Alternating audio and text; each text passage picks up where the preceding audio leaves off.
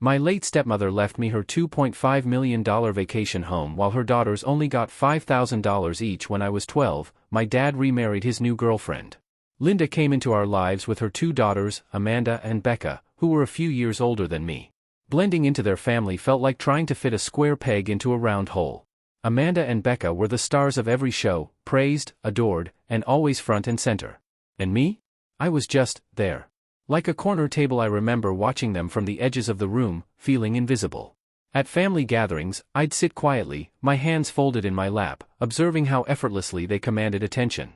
"Look at my daughter's straight A's," Linda would beam, her eyes never finding mine. My report cards would sit forgotten on the kitchen counter, collecting dust and ignorance. "Do you want some help with that?" I'd sometimes ask Becca when she was struggling with homework, hoping for a connection. She'd look up, a hint of disdain in her eyes. "I've got it," she'd say, turning away. Those moments crushed whatever hope I had of belonging. Linda wasn't outright mean, but she wasn't warm either. I wasn't included in anything, not really. Family trips were planned around Amanda and Becca's wants. Holidays? I spent more time washing dishes than enjoying the celebrations. Once, when I was 16, I asked why everything had to revolve around them. Linda barely looked at me as she said, "You're not the only one here, Carol. Stop acting like a victim." Her words stung then, and they still sting now. The kitchen would become my sanctuary and my prison. While others laughed in the living room, I'd scrub plates, the sound of my family's joy muffled by the running water. Each dish I cleaned felt like another layer of my identity being wiped away, replaced by the expectation of being the background character in my own house. By the time I turned 18, I couldn't take it anymore.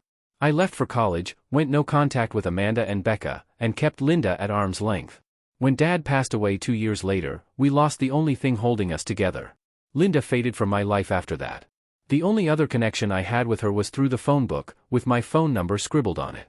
But she barely called, and I didn't want her to either. For 15 years, I rarely thought about her. I got married to my wonderful boyfriend David, welcomed 2 amazing kids, and life just rolled on. Then, one day, my phone rang, and everything changed. "Carol, this is Mr. Higgins, Linda's attorney." I paused, confused. The name felt distant, like an echo from a life I'd deliberately forgotten. "Okay, why are you calling me?"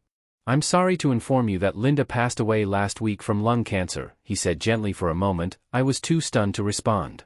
Memories flickered like old photographs, Linda's dismissive glances, her quick corrections, and the perpetual distance between us. I hadn't even known she was sick. The irony wasn't lost on me. We'd been so disconnected that even her terminal illness had slipped past me completely. "I see," I finally managed. "What does this have to do with me?" "She named you in her will. Linda left you her vacation home." My heart skipped a beat. "Her vacation home?" "Yes, the one that belonged to your father and was passed on to her after his death. It's valued at $2.5 million, he explained. Her daughters Amanda and Becca were left $5,000 each. I sat down hard on the couch, my head spinning. The number seemed surreal. All those years of feeling like an afterthought, and now this?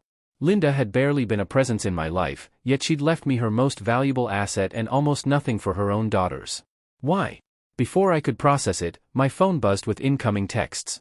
The screen lit up with family drama, as if Linda's death had suddenly reignited old tensions. My husband, David, leaned over to read one of them. His jaw tightened. "Amanda's accusing you of manipulating Linda. Classy." "She's calling me a thief," I said, staring at the words. The accusation felt achingly familiar, the same dismissive tone I'd heard throughout my childhood, the same narrative of me being the problem. "That's nothing," he muttered, scrolling through Becca's online post. "She's ranting about backstabbers destroying families." A bitter laugh escaped me. Destroy families? We were barely a family to begin with.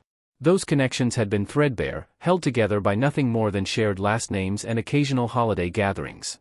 I sighed, setting my phone aside. Why would Linda do this? We weren't even close. David shrugged, his eyes soft with understanding. "Maybe you need to find out." I nodded. Something told me this inheritance was more than just a financial transaction. It felt like an unfinished story, waiting to be understood. So, I decided to dig through the house to see if I could find any clues. The vacation home looked exactly as I remembered when I entered.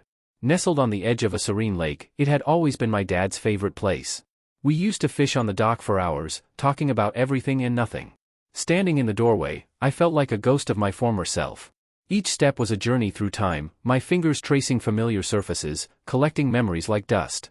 Dad would sit in that worn armchair by the window, his fishing hat tilted just so, telling me stories about his childhood.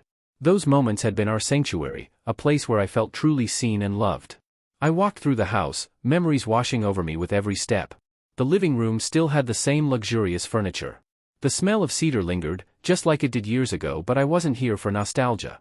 I needed answers. Linda was meticulous, and I hoped somewhere in her files, she'd left a clue about her decision. Each drawer I opened felt like peeling back layers of a complicated family history. Finally, tucked away in the back of a drawer in her office, I found a letter addressed to me. The paper was crisp, the envelope sealed with a precision that was quintessentially Linda. My hands trembled slightly as I reached for it, knowing that this small piece of paper might hold the key to understanding everything. By the time you read this, I hope you'll understand the choice I made. I've carried the weight of my mistakes for years, and this letter is my final attempt to make things right. The truth is, I failed you repeatedly and profoundly. When I married your father, I was so focused on protecting Amanda and Becca that I became blind to the harm I was causing you. My insecurities after my divorce turned me into a mother who couldn't see beyond her own fears. I created a hierarchy in our family where you were always last, always invisible. I watched you endure our family's coldness, and I did nothing. Time has a way of revealing uncomfortable truths. I've seen Amanda and Becca for who they truly are, entitled, manipulative women who learn to value status over genuine connection. And you? You built a life of integrity without seeking my validation or approval. This house, the place your father loved most, was always meant to be a sanctuary. He spoke of your times here with such joy and love. I realize now that I robbed you of those precious memories, of feeling truly part of a family. The vacation home is my apology. Not just a piece of property, but a chance for a fresh start. A legacy from a father who loved you completely, and a mother who is finally, painfully aware of her mistakes. Tears blurred the words. My hands trembled, not from anger, but from a profound sense of loss for the relationship we never had, and for the years wasted in silence and misunderstanding.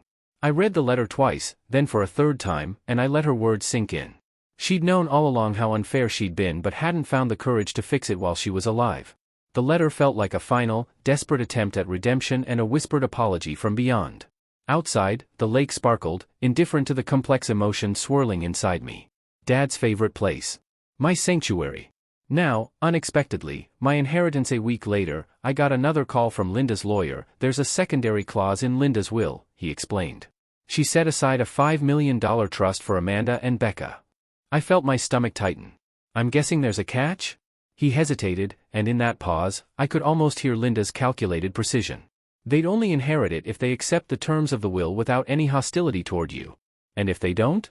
The funds will be donated to a local youth charity Linda supported, he said. Given the phone calls, social media posts, and emails from Amanda and Becca, the trust has been forfeited. I was floored. Linda had anticipated Amanda and Becca's behavior and planned accordingly. It was like a final chess move, calculated and precise. The lawyer confirmed the charity would receive the money instead. A part of me wanted to laugh at the irony. Linda, who had spent years marginalizing me, had ultimately chosen to protect me in the most unexpected way possible. Amanda called me that evening, and she was so furious. You think you've won? You're disgusting. You stole everything from us. I stayed calm. Years of being overlooked had taught me emotional resilience. I didn't steal anything, Amanda. Maybe you should think about why Linda made the decisions she did. She hung up on me without saying much. But I could feel her fury that night. David and I sat on the porch of the vacation home. The lake was calm, the sky painted with soft hues of pink and orange. Memories of fishing with my dad danced across the water's surface, bringing a bittersweet smile to my lips. Do you feel guilty? David asked, breaking the silence. I thought about it, watching a lone bird glide across the darkening sky. Not really. But I feel sad. She waited too long to try and make things right. If she'd just talked to me while she was alive, maybe things could have been different. David nodded, understanding etched in the gentle pressure of his arm around my shoulders. She didn't know how to fix things, so she did what she could in the end. It's not perfect, but it's something. The lake seemed to whisper in agreement, its gentle waves a subtle reminder that healing isn't always straightforward. Amanda and Becca have gone no contact, and honestly, it's a relief. The vacation home is ours now, and David and I are planning to move here next year with our kids. The house feels less like an inheritance and more like a homecoming. Linda may not have been the mother I wanted, but her final act was both an apology and a gift, a chance to reclaim a piece of my history. And that, at least, is something.